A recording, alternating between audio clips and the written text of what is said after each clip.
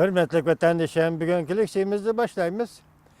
Hiç günden bir sözlüge leksiyelerimde mağdurmaya kaldım. YouTube sebebinin nime ekelligini düşünmedim. Bugün sınava kaydep yana başladım.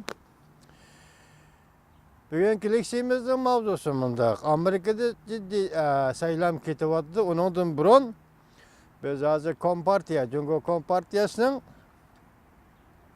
şey kısmındaki işler. Mesela ulanın içki siyasi nime? Diye mesele doğrusu sözlerimiz.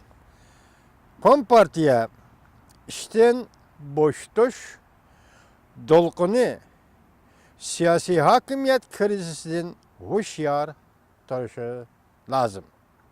Bunda aytganda Kompartiya işçilerini işten boşatganda bu boştuştan keldiğen dolkun yani siyasi hakimiyet krizisinden hoşyar duruşu lazım mavzuluk haber 3. ayının 2. günü Dovi torbiyeti ilan kılın. Abdurrahman Tavcun makalımında başlan. Növbette Reuters agentlik haber kılıp bundak gösterdi. Bunun keyinki 2 yıl yoki 3 yıl içinde Cungo 5 milyondan 6 milyongacha işçi ve xodimlarni devlet şirketlerden qisqartirdi. İşçilarni qisqartish, eshincha mahsulotlarni bartaraf qilish, muhit bulg'anishni tizginlash tirishchanligining bir qismi bo'lib qoladi deb ko'rsatdi Reuters agentligi. Adam ve Bayliq Kuchi Kapolati Ministerligining ministeri Yevminning oshkorlashiga asoslanganda Po'lat ko'mir sanoati va ko'mir ishlab chiqarish sanoati Moşo işki kasblashgan sanoat sohasidan 1.800.000 işçi ve xodimlar ayrım halda başka iş o'rinlariga o'rinlashtirildi. Bunu tarixda Cungoliklar şagang deb aytgan enlikda ishsiz yani ishdan bo'shtosh. Devlet egiligidagi şirketlerning işçilerini ve xodimlarni ishdan bo'shtosh.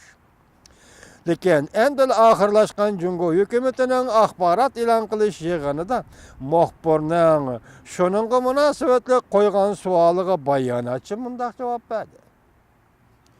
Bu vaqtdek dedi, lekin ortiqcha tushuncha bermadi.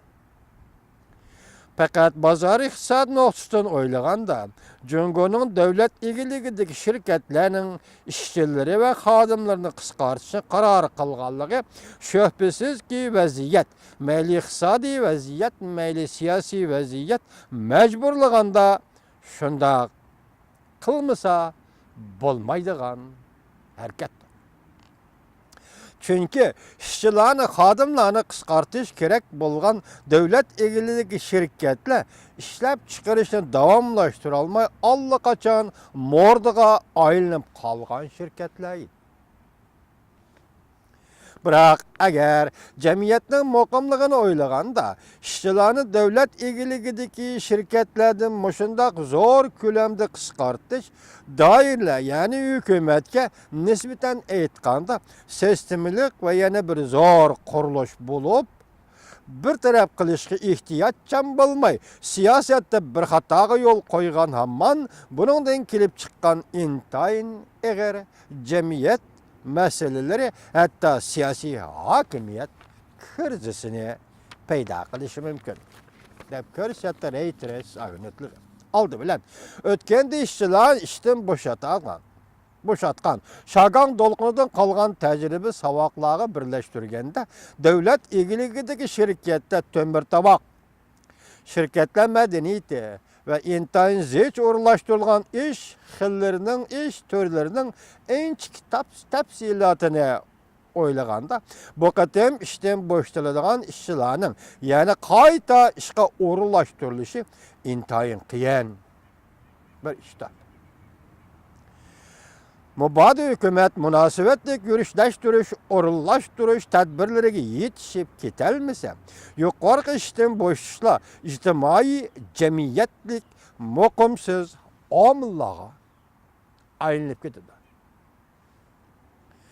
O'rinlashtirilgan tüzülgen devlet egiligideki şirketlerinin işçi hizmetçileriga nisbeten devlet egiligideki şirketler tömürtavak ve başkuruş tüzümünün kalaklıgıdan aytkanda bu kişiler, işçiler, xadimlar işe uğurlaştırış bazarının ihtiyacı herkes maslaşanmaydı. Bu degenlik hazır boştuluvatkan işçiler mesela plat tümbörü sanatıdan boştuluvatkan işçilerin tekniklik seviyesi intayı yok kuruydu.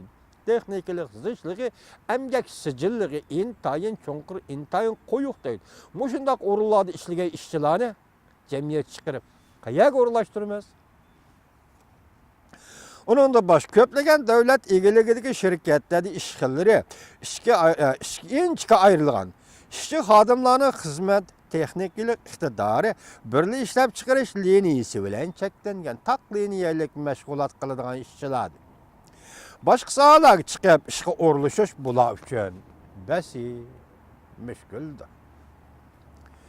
Yukarı kıladın kalsa mesela Şenşi, Şərq, Şimal qatarlıq өлkelerde işlep çıkarış kurulması yek pay bulup, iktisat bütünley devlet şirketlerine tayinip kalıp, emdilikte şagan, işten keleş yani işten boş doluş, dolqını yetip kelgende, iktisat vaziyetinin şu yerlerde umumyüzlük yamallaşıp ketiş koşumça, zencir sıman inkas kozgap, bir kısım kişiler ve türküm, ahali gruppalarının oyli halda gumburan buluşunu keltirip çıkarır.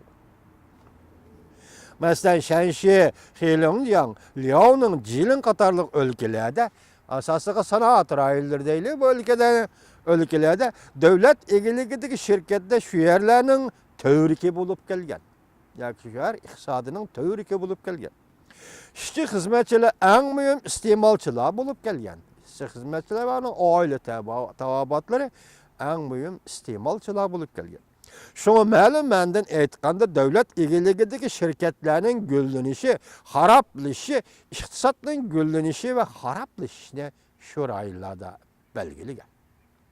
Emdilikte ikinci kıtımlık şagan, işten boştoş, dolqını kötürüldü. İşçilerin zavutlardan devlet egiligideki zavutlardan kıskartış, dolqını kötürüldü. Bu hal dolqun ictimai cemiyet gibi cemiyetleşken halda kandak inkaslarını, kandak amıllarını keltirip çıkardı. Başta aytqanda Reuters agentliği bu ahvalla, bu amılla ahir gelip cüngüde siyasi hakimiyetke neme gösterdi. Biz baştan ahir iktisat doğru sözlep geldik hürmetlik vatandaşım. Mana endi bunun neticesi çıktı.